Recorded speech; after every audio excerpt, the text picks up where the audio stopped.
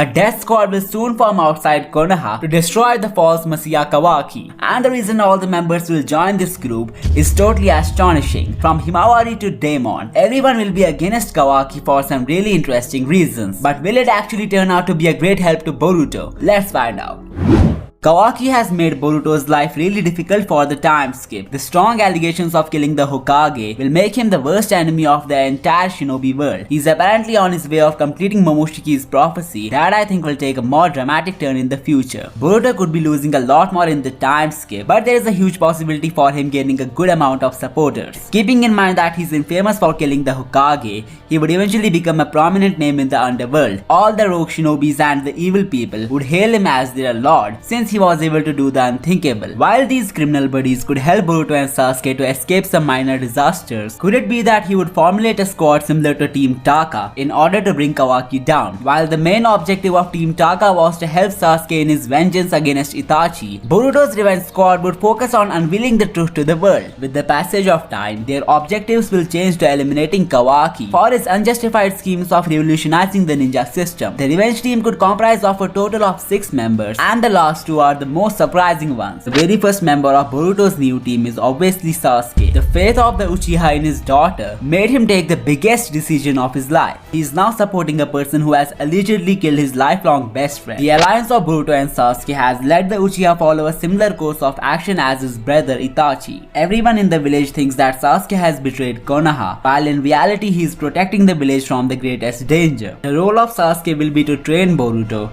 and make him capable of facing his foes. As we can see in the prologue scene, he has mastered Kenjutsu, which means he has spent some ample amount of time training with Sasuke. But is Boruto's time skip training with Sasuke actually worth it? The reason this question popped in my mind is because of the top tier Otsutsuki prowess held by Boruto. The Karma Fusion has granted him access to a variety of Shinjutsu. The cheat code of mastering the Kenjutsu could actually be the DNA of Kinshiki activating in his body. It's pretty clear that Momoshiki upon possessing Boruto could destroy Sasuke in seconds. So if Boruto correctly learns to utilize the Otsutsuki experience of the monster, he won't need to train under Sasuke anymore. This means Sasuke's role is something more than making Boruto capable of fighting his own enemies. Once Sasuke regains his faith in his student, he will realize that the fate of the shinobi world lies in his hands. So what aspect of Boruto's life could be improved by the Uchiha in the time skip? I think he will teach Boruto the way of a rogue ninja alongside protecting him from attackers. They could find a secret hideout to train, and Boruto could even unveil some interesting things to him, like why he did not reveal Momoshiki was still inside of him and the fishy game of Amado. As expected by most of the fandom, Sasuke might die eventually for the sake of his student. But what if I told you that's not gonna be the case? Till now we haven't seen Sasuke getting immensely disadvantageous by the loss of his Rinnegan. There must be some event in the story where he would feel completely helpless. I think when Boruto and Sasuke will eventually face a humongous threat like Kawaki or Code, Boruto will send him to another dimension in order to assure his safety. Now Sasuke upon arriving at that place won't be able to go back because, you guessed it, he has lost the power to travel between dimensions. The event can take place when the duo would face Kawaki for the very first time after leaving the village. Kawaki's reaction upon seeing Aida leave and this mysterious teaser panel from the glimpse of future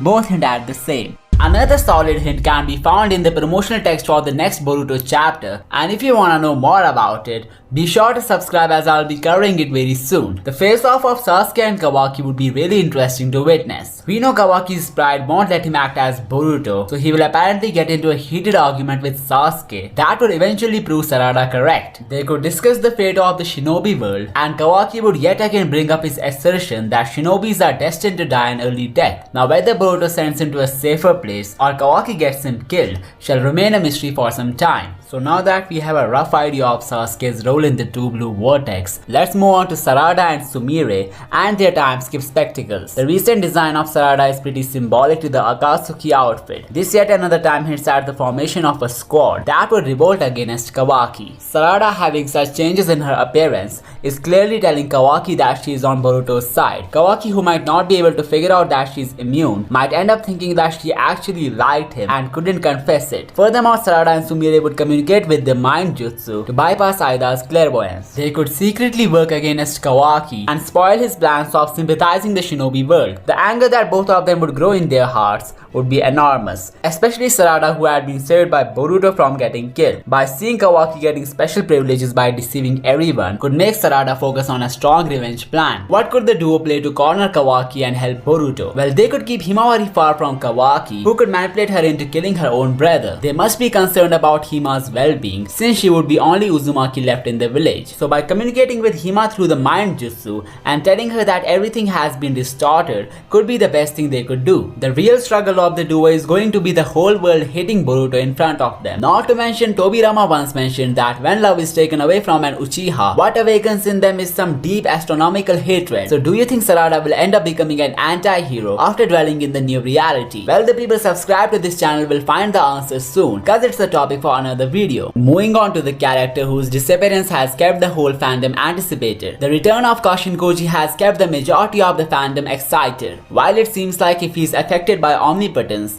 then he would end up on Kawaki's side and would provide him the necessary intel to move forward in his missions. However, if he's somehow immune from the spell, which might be an outcome of escaping to Mount Miyoboku, then the chances of him trading Boruto alongside Sasuke are very high. The role of Kashin Koji could be to find loophole in the plan of Kawaki and enlighten Boruto with the knowledge of Shibai or Suzuki. Not only his alliance with Amaru hints at that thing, but it's also possible that he knows where the remains of Shibai are stored. The reason I think this is because in Hindu mythology, the destroyed god Shiva's residing place is Mount Kashi. Shibai could be inspired from the same entity, and Koji's name hinting at his residing place could be a clue of their connection. If the Jogan makes it to the manga, then the person who is very likely to guide Boruto in handling the power is absolutely Kashin Koji. This could be why they were saving him for the time skip, as he's about to be the one who will make Boruto meet his blue vortex. There are theories of the two blue vortex referring to the different eyes of Boruto that will trap him in a vortex kind of situation. The blue eye could be a reference to his shinobi roots, while the Jogan might be a reference to his Otsutsuki involvement. Subscribe to see a full video on this topic, and let's move on to the next supporter of Boruto, the formidable Daemon. Daemon going against Kawaki is a huge possibility in my eyes. He might develop a soft corner for Himawari, and seeing her suffer due to Kawaki's wish